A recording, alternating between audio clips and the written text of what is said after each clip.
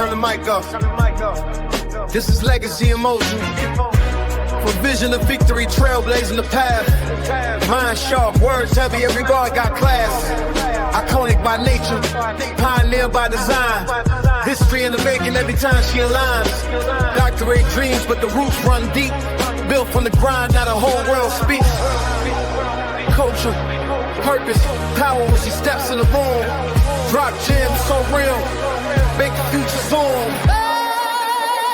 Yeah. This is iconic pioneers. Hear the story unfold, where the fearless lead and the truth gets told. Every voice legendary, every lesson precise. Hosted with wisdom, Dr. Tabatha Russell on the mic.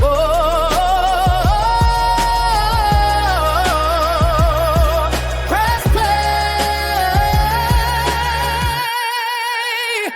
Stay ready. The movement starts now.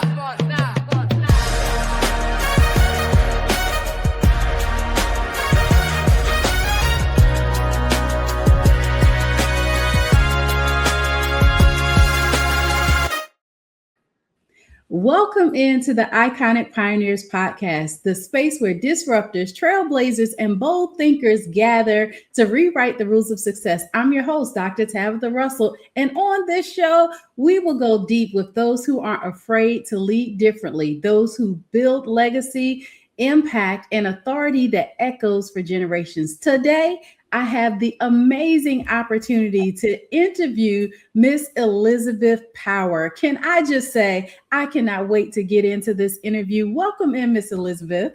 Thank you so much. I'm so excited to be here. I tell you, I just think it's an absolute blessing to get to spend time with you and to talk about the way things are and the way things can be when you don't get in the box. Yes, I love it. I love it. Well, Miss Elizabeth, go ahead and share with our audience who you are and what you do. Well, who I am, that's a really good question. I'm an educator. My skill set is in facilitation, instructional design, leadership development, coaching, helping people master overwhelming events.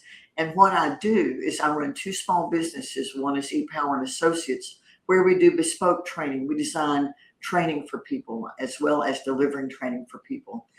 The other is a not-for-profit called the Trauma Informed Academy. And there we help people take a look at how the things that have overwhelmed us and made us think we might die or lose our minds or be badly injured have changed us. And what we can learn so that we can become better equipped to face life's daily discomforts and have our lives be less run by all that old baggage that we can't get rid of, but we need to learn to love and carry and tend. Ooh, I love it. Did I just not say that she was absolutely amazing, guys? I am so excited. And thank you so much for sharing with us what it is that you do. And I definitely want to get into this discussion because you talked about trauma informed and how it is that we are able to overcome some of those life-changing events. However, you have a system and a sauce to be able to share with the audience on how that can be done. But let's start here. What does being an iconic leader mean to you personally? It means that I really deeply understand the reason that pioneers have arrows in their back. Mm-hmm. Mm-hmm. I love that. It means that I understand that what I think and what I do and the programs and the ideas that I develop, they may be too far ahead for people. Sometimes I'm 3, 4, 5 years ahead.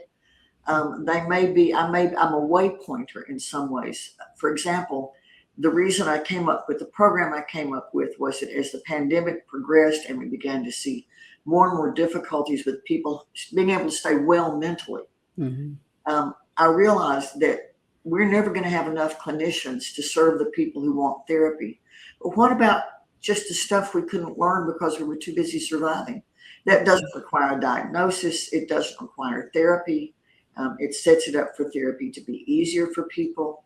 And that's what we went after, was the common skills that are common to emotional intelligence and common to recovery from overwhelming experiences. Yes, I love that.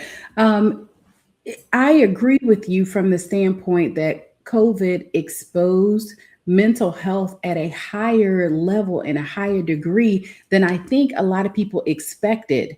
And this is absolutely, it seems like things have been changing since then in the way of mental health and how people are receiving their treatment. I quite often like to say, let's normalize therapy and psychology, right? Because people nowadays, they like to, well, they used to be able to hide behind, going to work and just being functional around doing things and not getting the proper care that they need. And so today, that's a little different. Would you agree? I'd agree wholeheartedly. And I think the other challenge is, let's quit sending everybody straightway to therapy. Mm-hmm. A lot of what happens for a lot of us is that maybe our families are moving or in financial distress, or maybe we've been impacted by a natural disaster or a medical crisis, or maybe we've been impacted by structural isms like racism, abilityism, ageism, homophobia, pick an ism, any ism. Mm-hmm. Those things shouldn't require therapy. Mm-hmm. Mm-hmm. I agree. And so I think we need to start barking up a different tree, because when you think about it, if the need is not a mental disorder, we don't need a diagnosis. And diagnoses, no matter what, and people get mad at me when I say this, but diagnoses colonize us. So does medication. Mm-hmm. If you have a diagnosis, it is always in your record. You will always be considered less than because you have a diagnosis. I don't care who you are. I know mine. I've wrestled this elephant down for 40 plus years. Mm-hmm. And the bottom line is this: almost always what's going on for about 80% of the issues that we have is that we were so busy trying to survive that we missed learning some key things that, if we had learned, would have made it easier for us to adjust in our current environments. Not to say that abuse and neglect are okay. That's not where I'm going. I am saying that when children are in stressful environments, they don't learn how to choose. Mm-hmm. They look like they've got poor judgment. Or maybe they're in an environment where choosing was dangerous.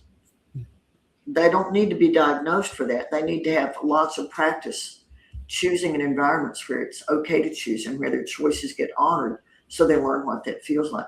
Oh, feelings, managing feelings. Oh, yeah. Okay, so I'm from Appalachia. This is how we feel in Appalachia.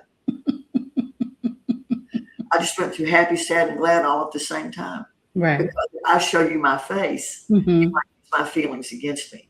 Mm-hmm. And you see that in Asian countries and with other people of other orientations and colors and backgrounds and places. Because if it's not safe to be who you are and to live in front of your face, you have to live behind your face to save your life. Ooh. That is so good.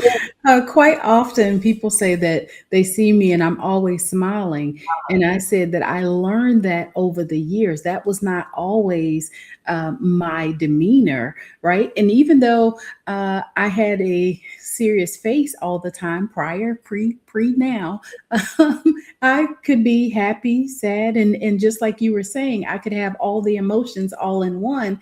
And so but I've learned over the course of time that putting your best foot forward and even that smile allows you to break through even some of the mental fogginess or chaos that could be going on there as well. So it allows me to be who I just naturally, want to be or need to be in the moment. But it also lessens the blow of impact when we're always so stoic or and it's a smile is inviting, right?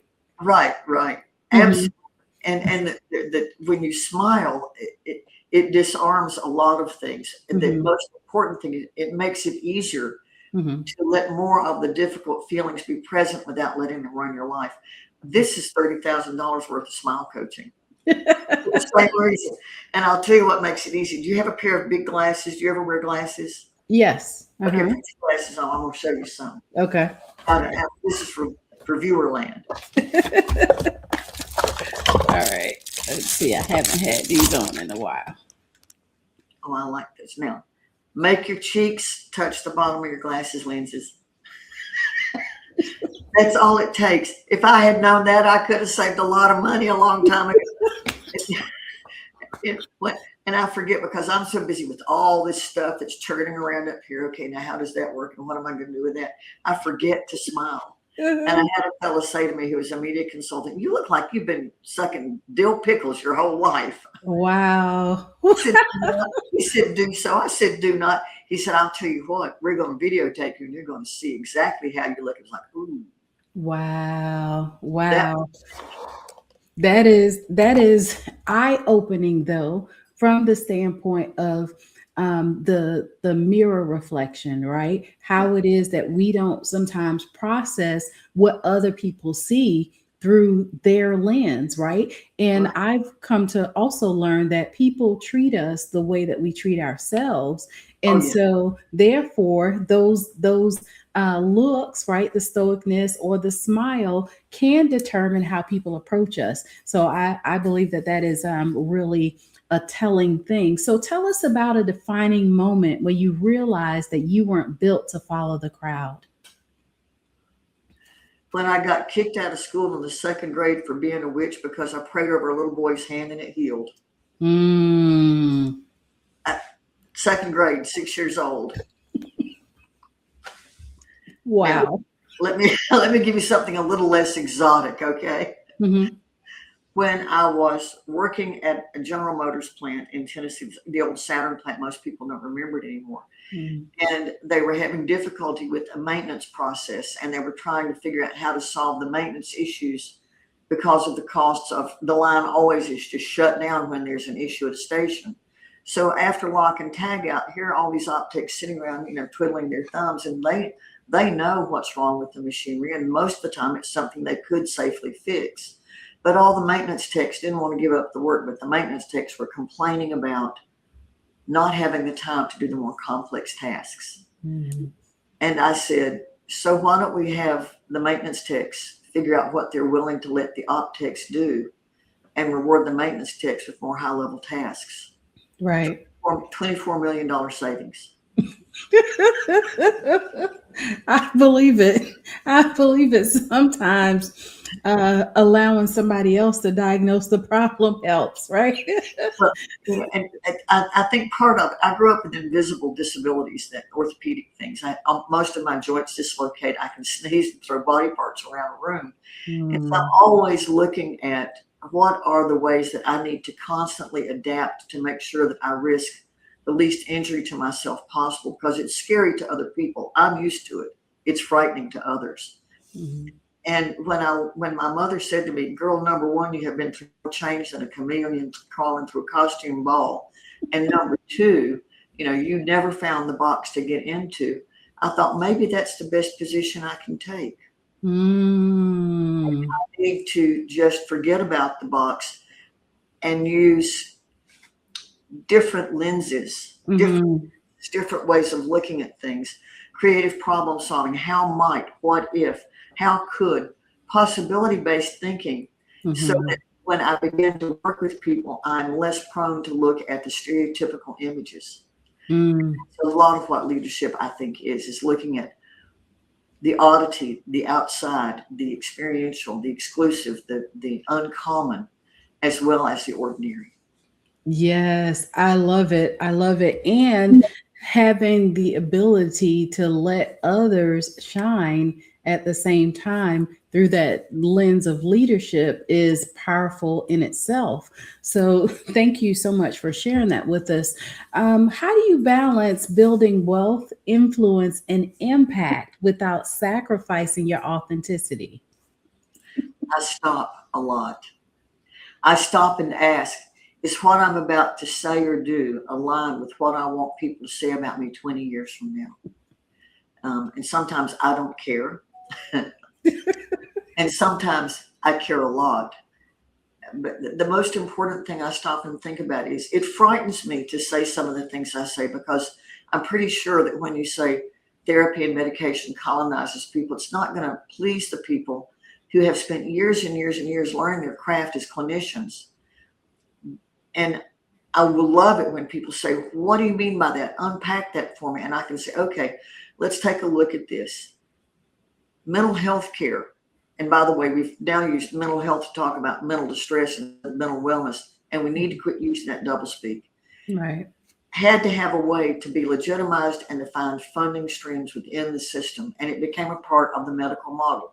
And when it did that, it became a part of the insurance system. And when it did that, it required diagnoses, because medical people, including counselors, don't get paid when insurance is involved unless there's a diagnosis. But why should a woman get a diagnosis of mental illness for being raped? Right. Why should a person of color get a diagnosis of schizophrenia because they talk to their ancestors, which is exactly what we should do? The Afrocentric and indigenous values are contrary to the European values on which clinical processes are founded, which is really tough because nobody thinks that massive individuation, massive competition and extremism, massive individualism, when it's me, my, and I'm the only one that counts, it's only my truth. Nobody really thinks that's healthy.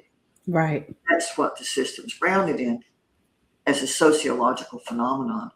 And so when I say, okay, here's another way to think about it. Pandemic. Pre-pandemic, 2018, 24 million prescriptions were written for Sertrone or Zoloft, which is an antidepressant. Fully 12 million of those folks could quit being dependent upon a pharmaceutical manufacturer who might change the prices, run short of raw materials, jack up the prices. They have to have a prescriber who supervises. They have to be able to get it. They have to have the money to buy it, and they have to be willing to tolerate the effects, which could be lifelong and negative.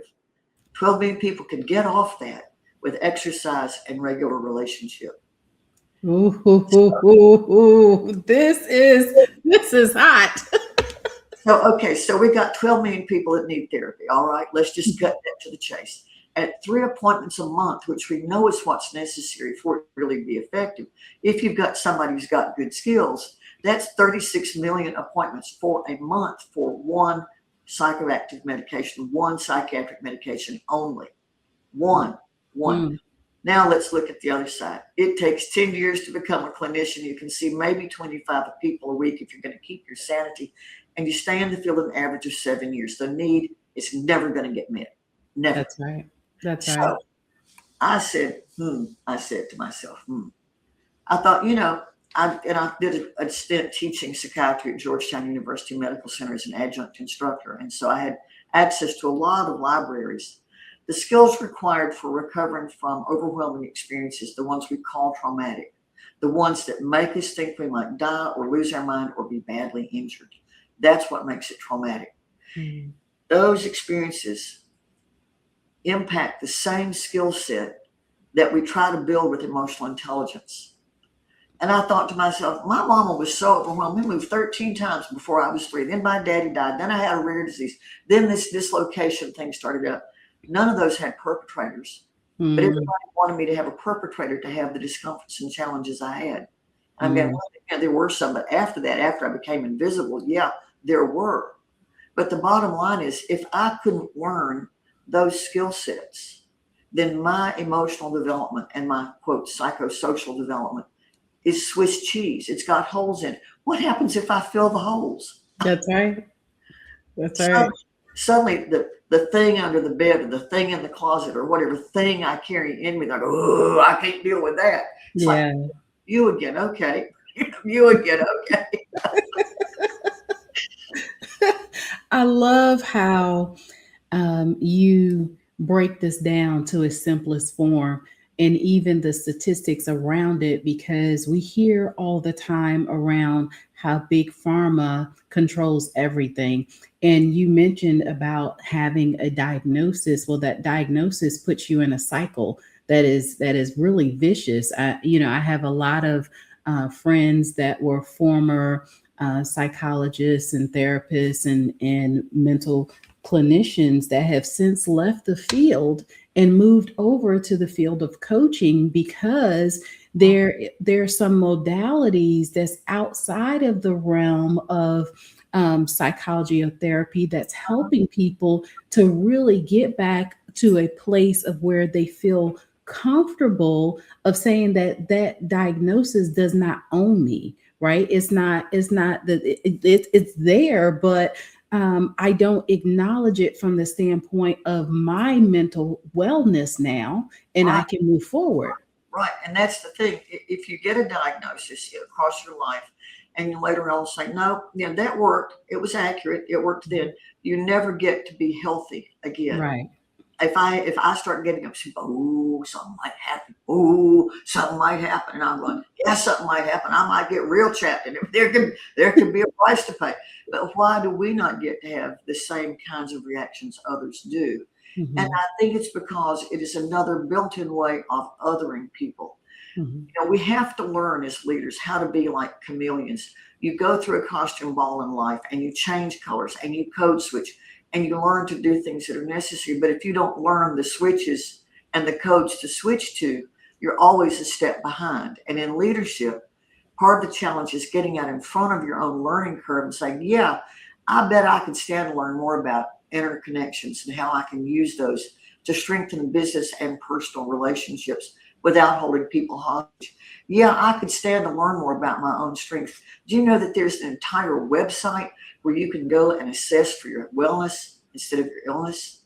Mm-hmm. If you go for counseling, all you get on the beginning is assessments of what's wrong with you, not what's right. But Authentic Happiness, for example, AuthenticHappiness.com has all these fabulous assessments of what's working well with you. W. Edwards Deming, here comes that corporate background, said, look, you don't need to be telling people what's wrong with them in human performance interviews. You need to be telling what's right and what they need to strengthen. And so we have assembled a platform. We now talk about going from quiet cracking, which is what we're feeling in the workplace and as entrepreneurs, to unbreakably alive. And that's what we need help doing, is going from quiet cracking to unbreakably alive. And our learning pieces are just a chunk of that. Mm-hmm. Talking about quiet cracking and how you know it's in your workplace and what it feels like for you, or whether we're helping people master these honestly light, fun, 1 minute to 15-minute trainings in our modules that we've got that are available 24/7, or whether I'm doing intensive executive coaching or personal coaching. It's really all about helping people recognize and adjust and move into becoming unbreakably alive. And if I hadn't mastered this myself, I don't teach it if it's not sound and I haven't mastered it as well, I would not have been able to deal with the last couple of years. I love that. Unbreakably alive. I love that. What's a myth about leadership or success that you believe needs to be dismantled immediately? That you have to be a work martyr to succeed. That it takes 24 hours a day, 7 days a week for the first 10 years of your process, and then it will probably fail. No, it takes deliberately slowing down. It takes listening. It takes learning to listen and learning to suspend your judgments. And that is the biggest thing I can tell people. Yes. Those automatic judgments that we make about each other, what we look like, who we are, where we come from, they color what we allow other people to be able to do.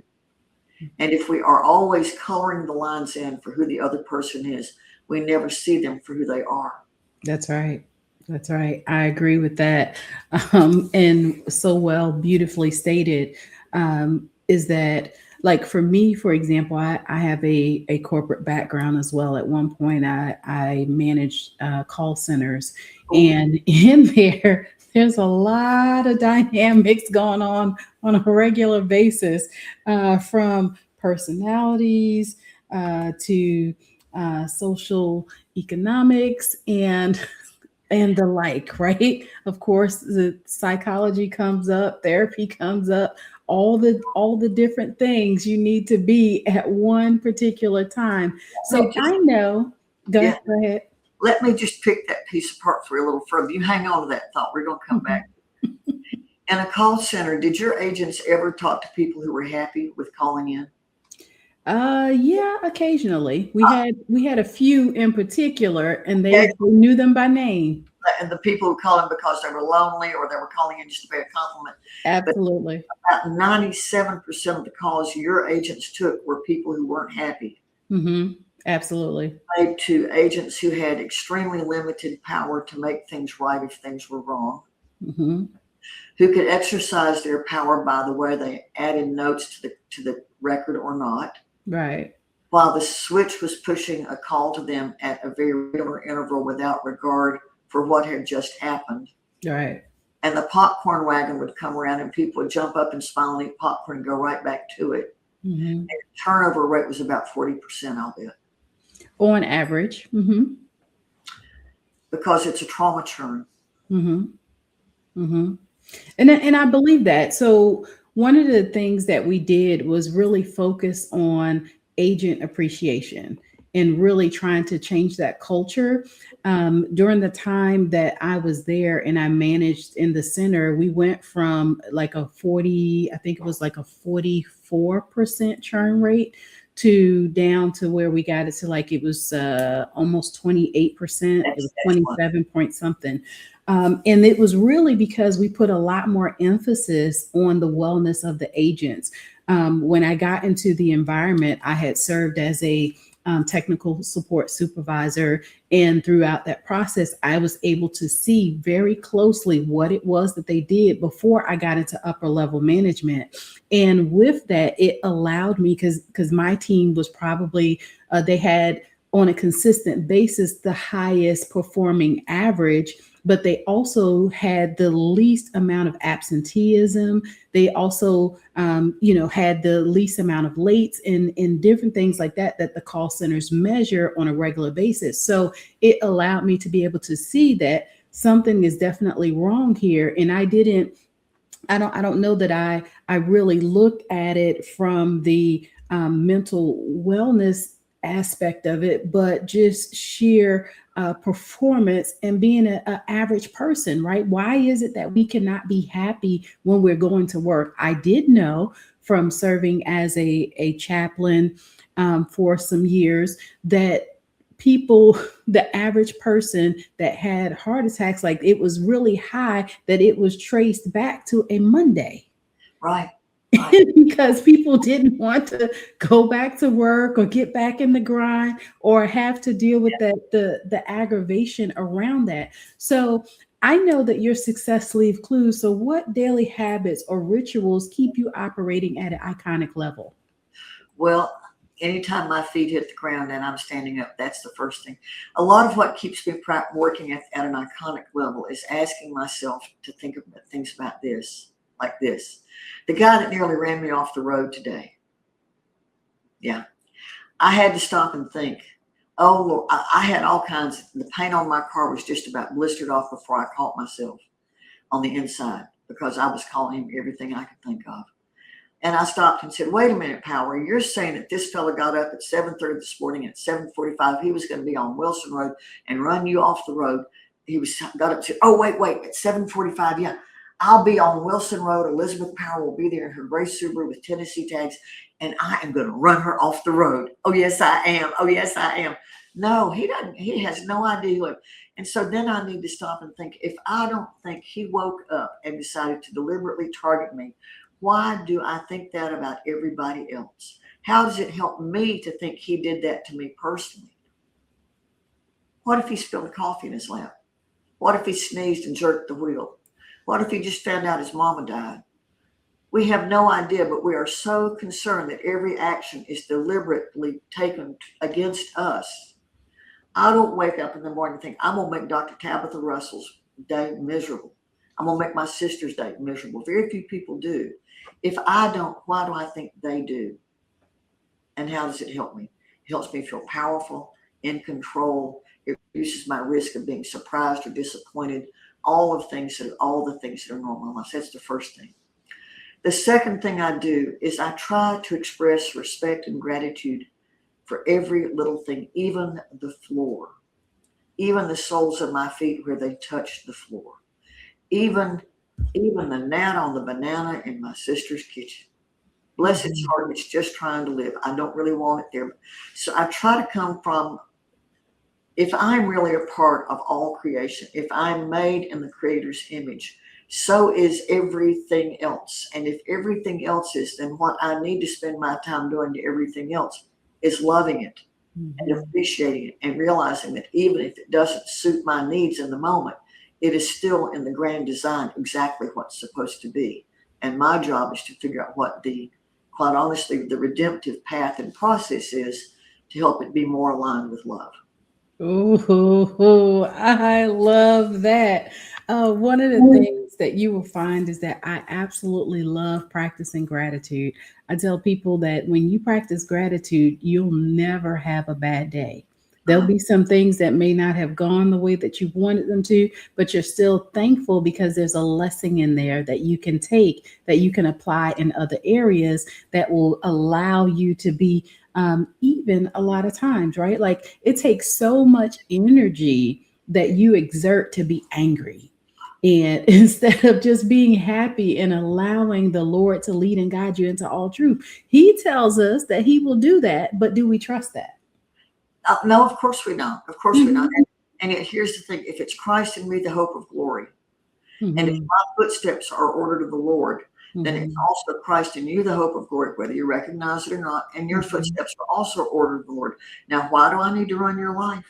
Yes. I just take my time blessing, and I love to bless. I love to bless people's ancestors and their descendants and all the parts of their life and everything around them.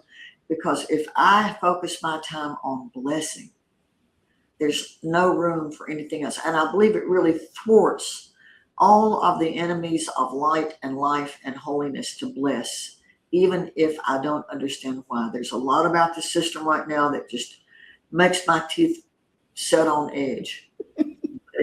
You know, I just keep working to bless and to be Mhm. grateful. I don't do a gratitude journal, but I do try and stop each day. Like this morning, I learned a lesson about StreamYard. I usually use Zoom. Mhm. And so in this space, I learned a few lessons about StreamYard that were important for me. And I'm grateful for those. And this afternoon, one of the things I'll do is I'll say, well, what did I learn today that will serve me well in the future? And that will be one Mhm. of the things that I will be grateful for and bless, because without it, I wouldn't grow. I Mhm. wouldn't be able to become another color. Being a chameleon in the face of change and going through all the change we go through can be exhausting, just Mhm. exhausting. The chameleon changes color like an octopus, or some fish change colors, dogfish I think do. But it's exhausting in our current time when we are changing shades every second, every Mhm. second, and it can be truly exhausting. When I remember that it is gratitude and thankfulness and blessing that fill me up, even if I've had a rough day, that's where I'm going to spend my time. And what it does for me is it takes the scales off my eyes, so that instead of saying so and so is just trying to make my life difficult, well, so and so may be embarrassed that they don't know how to do what I'm asking and not be comfortable asking, or so and so may have gotten a call on. It makes it easier for me to have compassion. And compassion makes it easier for me to include other people in my world. And that includes making the world bigger as the kingdom. Hmm. Oh, I love that. You said so much in there. And even talking about the chameleon, right? Like how it is that we have the ability, though, to absorb some of the things that's going on, but then turn it into a positive, right? Put more positivity, more light out in the world. And I think that that really does make a difference. So, legacy is more than wealth, though. So, what legacy are you intentionally creating for generations to come? That's such a great question. I have no children. My sister Mhm. has no children. We're the last of our line, and it's a question I think about a lot.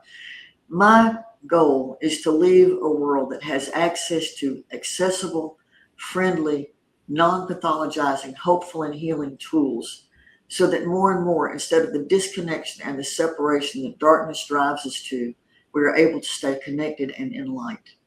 I love that. I love that. And that is a huge undertaking, I'm sure, because of the way that we see things going today. But I hear your passion in it, and when you talk, I hear how much time you've spent learning the different steps in your modality. I tell people that if you're going to do something, master it, right? Become the best that there is in it and don't play with it, right? Like there's a lot of things out there to grab our attention, to take us off focus, take us off course. But when we're passionate about something and we spend time in it, it really does make a difference. So what's the boldest risk that you've ever taken in your career, and how did it reshape your trajectory to today? The boldest step I ever took in my career was coming out at the Saturn plant with a diagnosis that could have absolutely terrified people. And treating it as if you don't like what I've become, you need to not like the things that happened in my life. And if you don't like what I've become and the things that have happened in my life, then you need to understand that learning to manage this process will be a little bit like someone who's just been diagnosed with diabetes or high blood pressure. It may be a little rough as I learn how to manage it, and it will be managed. And managing in spite of that diagnosis, which was for a dissociative disorder. I'd had 13 people die in 1 year. It was tough. I had all of the challenges of the disabilities and things in childhood, which I've worked on an awful lot, but I got really stuck because people kept trying to make it something it wasn't. But the whole understanding of you can be different, and it doesn't mean you're crazy. Different is not defective. And it helped me really cement what I learned a long time ago, which is when we judge people defective because they are different in origin, physiology, or character, we cannot want for them what we want for ourselves. And when that happens, we cannot lead with integrity. That's right. I believe it. I have a phrase that I allow people, I've learned to love people for who they are, right? Until they show me differently. I let everybody have a blank slate. Show me who you are, and I can accept that. And I went through a time period where a very dear person in my life was a sailor, right? And when I would say sailor, meaning he would use curse words but that was just who he was. He would drink and all these things, and folks would be like, how can you be around them and they act like that? Because I accept him for who he is. At least I know what he's about. I don't necessarily have to try to categorize him or put him in a box just because I have a relationship with the Lord. He has a relationship with the Lord as well. So he shows up and goes to church on Sunday. He pays his tithes just like everybody else. So why should I treat him any different? If your steps are ordered, his steps are ordered. That's right. I don't have to push him. I don't have to prod him. I don't have to poke him. I just need to understand that when his cup gets full and overflows, he's probably going to act up. When my cup gets full, if I've got my head buried in a project I'm working on, I'm all down in it and everything, somebody startles me, I act like a fool. I act like a ruffled duck. I go, because I'm startled. And, my cup ran over. And I think helping people learn to have bigger cups, cups they can have, I can hold the handle on the cup and I can empty it and I can fill it. I can turn it up. I can turn it down. I can recognize it doesn't mean I'm an awful person. It means my cup ran over and stuff spilled out. That's it. I help people build bigger cups. I help chameleons learn more colors and learn how to shift and switch without the exhaustion. And unbreakably alive is really the outcome of that, because when I can spend 2.5 years off and on with somebody I didn't speak to for 20 years, when I can tend a person I loved to hate, when I care for them in their last days, when I can hold the hand of someone I desperately wanted to deck 3 weeks ago and comfort them, that's when I'm fulfilling what I'm here for. That's right. And helping people learn to do the same. That's right. I love that. That is so beautiful. So for those that are listening who feel called to lead but question their power, their ability to do so, what's your message to them? You can't walk on water till you get both feet out the boat.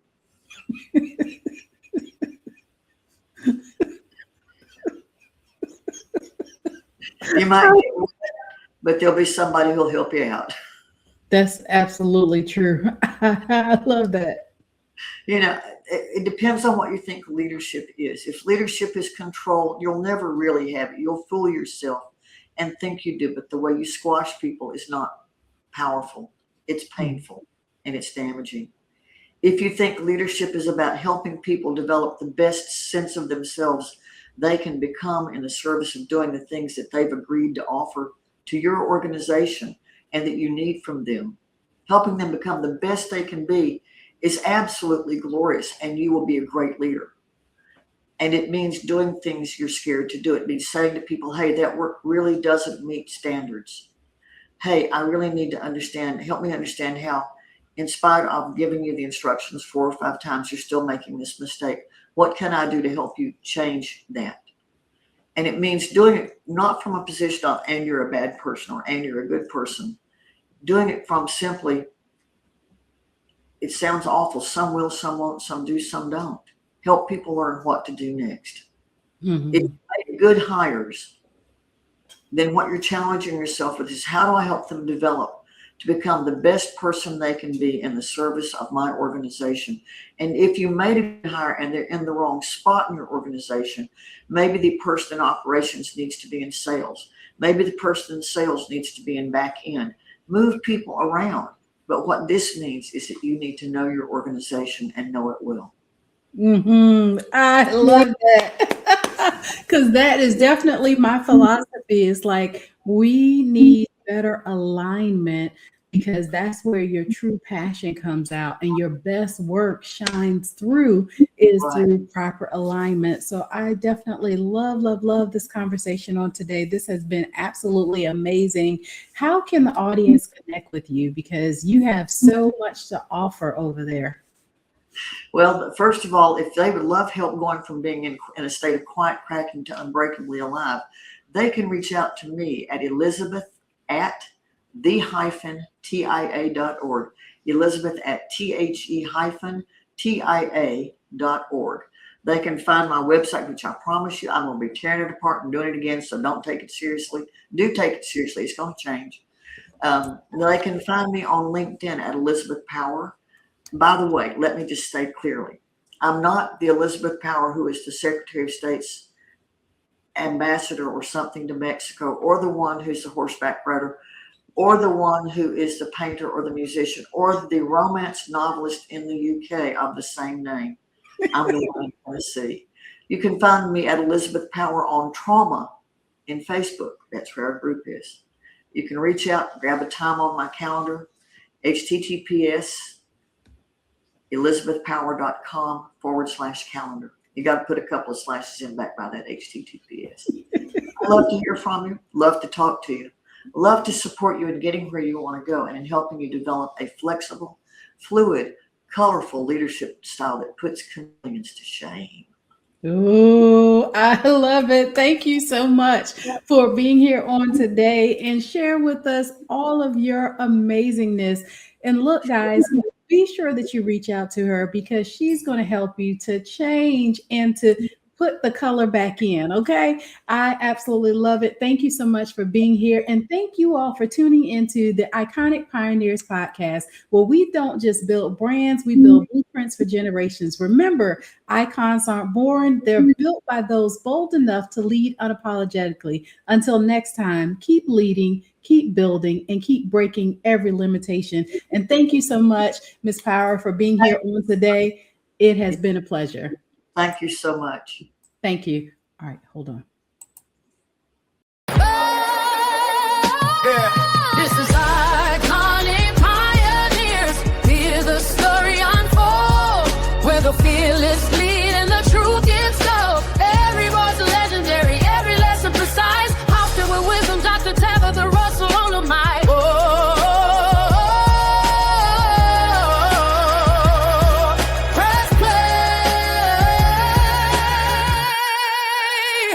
Stay ready. The movement starts now.